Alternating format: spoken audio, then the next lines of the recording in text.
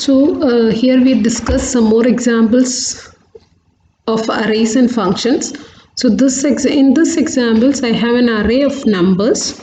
So this is an input array, and what we have to do is using functions, I need to split this array into array of odd numbers and array of even numbers.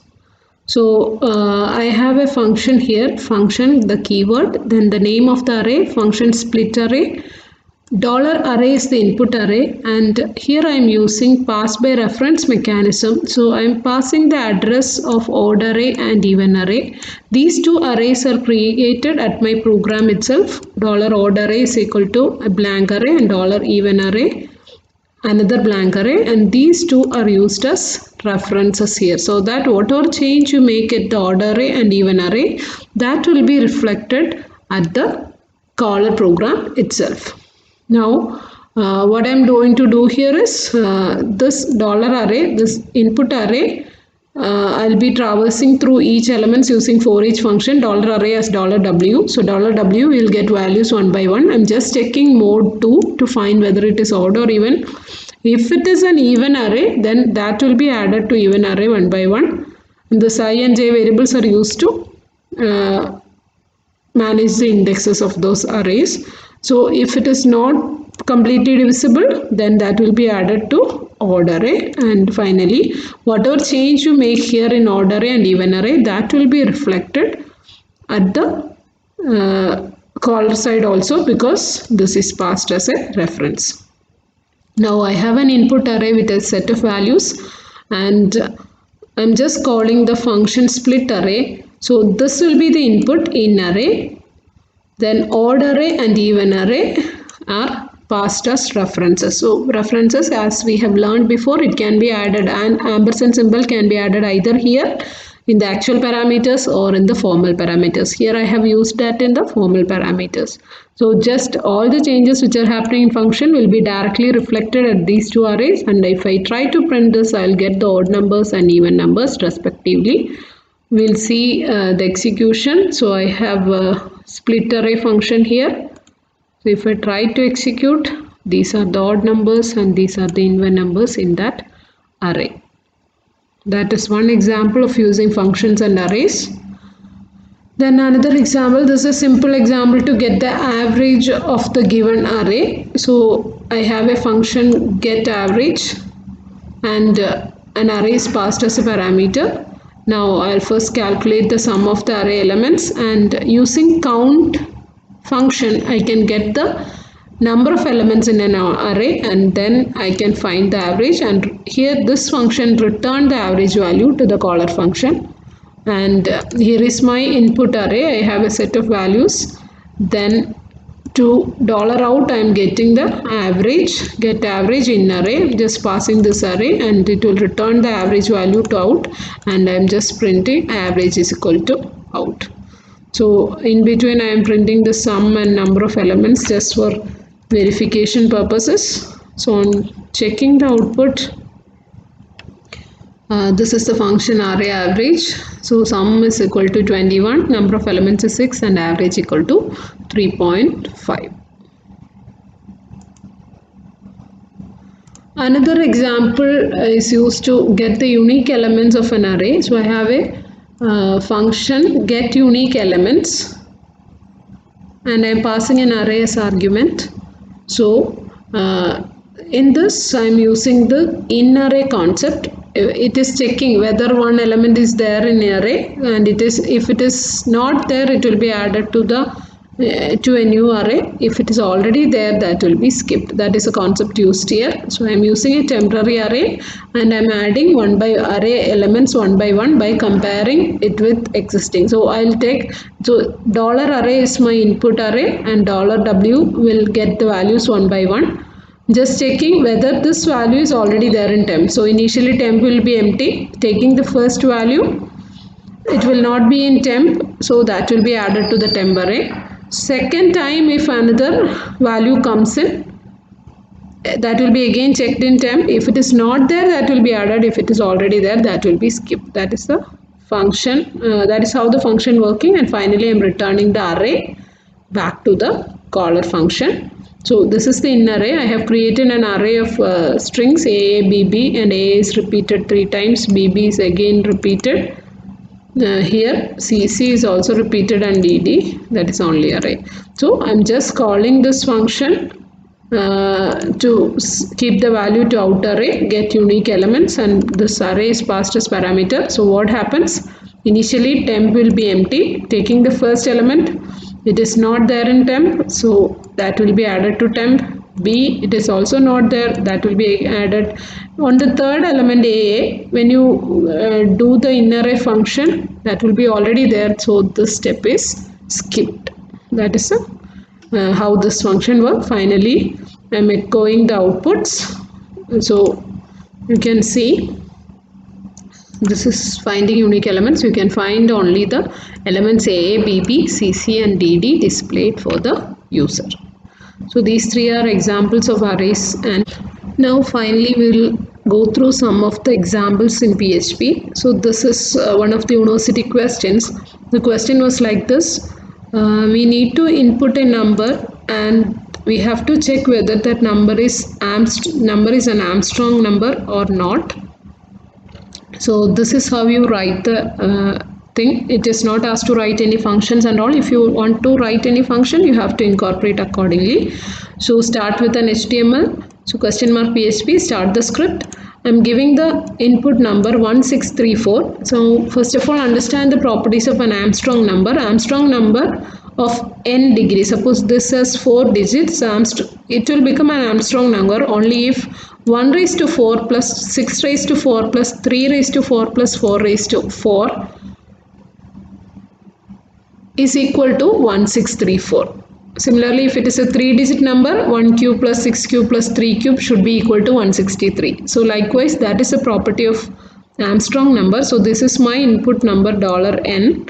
Then I am going to get the number of digits because we have to raise it to that power. So to get the number of digits, we can divide it one by one and get the number of digits. So for I is equal to $n, I not equal to 0, I am going to divide it by 10. So each time I am incrementing the ND value, so that will be storing the number of digits. So here I will get the total number of digits. Now what we have to do, we have to get the digits one by one. How will you get the digits? Just by use mod of 10. Mod of 10, you will get 4 first, then you have to raise it to the power of ND.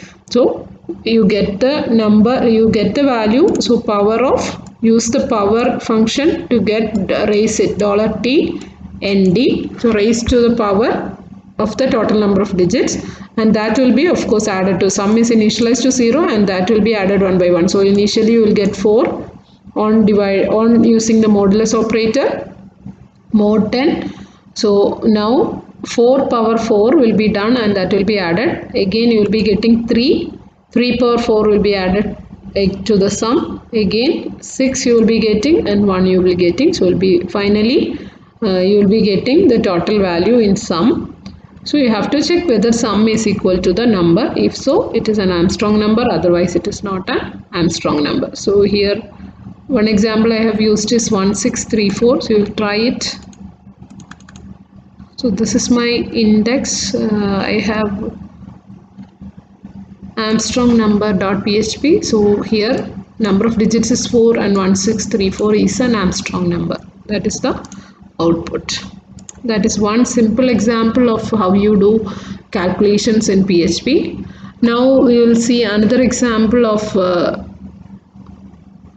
checking a number whether it is prime or not. So question is like this. We have to input a number using a form, and at the server side you have to check whether that number is prime or not. So it should have 2 files. One is the HTML file to write the form part, and the other one is the PHP file which will be validating whether the given data is prime or not. So this is my HTML form, HTML body form. Method, if it is given in question, you have to use the same method. Unless given, you can use any method. Here I am using get method. And action is checkprime.php. So this file should be this is the name of the PHP handler file. So now I have an input text box input, type is equal to text, name is equal to p number is the name of my text box. Now I need to have a submit button. Only on clicking the submit button it will trigger this action and it will submit the page to the server. So this is my HTML part where I receive the number from the user.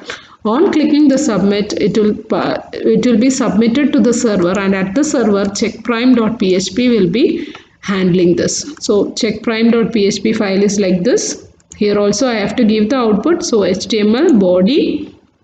So inside this you have to write the PHP prime checking part. So how will you retrieve the value? I am retrieving the value to a variable using which function? Here I have used get method. So of course $_get, then p number was the name of the text box. So this no will be having the number which I have given, and I'm going to check it. I will be setting a flag as 0 and I will be starting from 2. Of course every number is divisible by 1.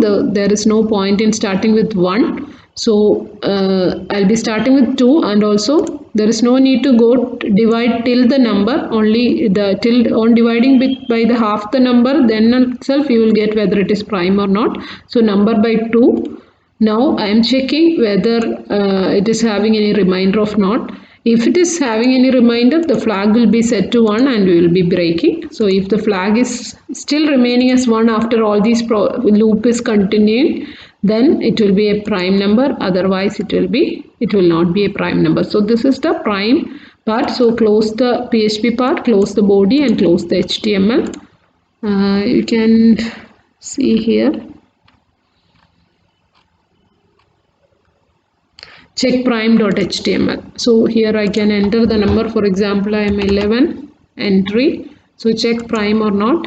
So 11 is prime. On going back, and if I enter 12 as the value, we know that 12 is not prime. Check prime or not. 12 is not prime. So this is how you use forms and PHP. This is an example of form handling and doing some operations. Similar kind of questions can be asked in university.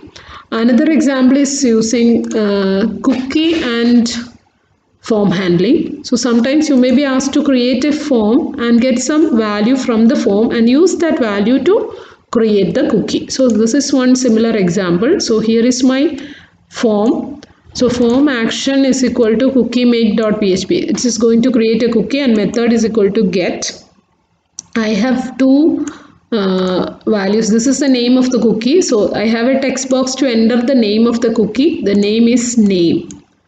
I have another text box to enter the value of the cookie. So name is equal to code here, and I have a submit button. So on cookie make.php is this file. So how will you do this? Only thing to remember, here you have to access and assign the cookie value before the start of HTML. So you have to start with the PHP. Name of the cookie can be retrieved from $_get name, and value can be retrieved using $_get the code. These two are the text box names. Now use the set cookie function. Set cookie, ck name, ck val, and use the time. Sometimes they will be giving you have to create cookie for 5 days in question paper. If something is given like that, you have to follow that. Otherwise, use any random time that you want. Now this part is completed. Now the cookie is created before the header. Now my HTML part is like this. I am just giving a feedback to the user, cookie created, and how will you retrieve the value? Again use PHP script. Whenever you use scripting part, it should be surrounded with this $_ with this question mark PHP and question mark bracket. So I am going to echo the value of ck name cookies. How will you access the cookie value now? $_cookie ck name. So I am going to print back the values to the user. You will see the execution. So this is my cookie form.html. I am giving the name as www and secret code as 79177. Some random values. I am just giving the value. Suppose I will give it something else, QQQ, and giving this value. I'm going to submit this. Now the cookie will be created, but you have to refresh it to see the output. Value of cookies. Currently there is no value for this cookie. So I'm just refreshing it. Now you can see value of QQQ is 791775. So this is how form handling and cookies will be combined. This type of questions are also generally asked for exams. One third type is using forms and pattern matching. So here I have three data: name, register number and email. So I have certain formats given for my name, register number and email. So this function again uses a method get and studvalidate.php is handling this. So I have a submit button to click and submit the data. So I'll be accessing the values here one by one. So this is my validation PHP file, HTML body, then start the PHP, retrieve the values. So $_get array, name, register number, email. So here I got three values. Now I'm going for pattern matching using the preg_match function. Preg_match. First name should be, well, the condition is like name should should contain characters and space starting from it should be from 6 to 20 characters. So this is the regular expression. So starting with a name or a space, so A to Z and space is given. What is the count within curly bracket? You have to give the range of repetition. So 6 to 20 characters can be there. So this is the regular expression. If it is valid, then you can be written. Otherwise you have to give a indication. Same things you can use in client side also, but this is just an illustration of PHP. Now going to my register number, my condition is like register number should start with TOC capital and it should be followed with 6 numbers. So this is the preg_match function. As a parameter I am giving caret TOC. So it should start with TOC, letters TOC in full capital. Now I can have 0 to 9 after this, and how many numbers? 6 numbers. So that count is given between curly braces. This is how you verify register number. If it is valid, the statement is printed, and invalid, the statement will be printed. Then again for email validation, we have already seen this example. It should start with the letter underscore or dot or hyphen. So that is the first part. Plus means this can be repeated. Then @ symbol should be there. And again the characters, these things, this again can be repeated. And then dot symbol, and after dot you can have 2 to 8 characters. And if it is valid, if you generally email validation and all, you can by heart this and use it for email validation. So this part it's different. You can generally vc.com or dot, you can just add 3 itself, that also will be valid. So those are some of the examples for using forms along with validation. So where is example?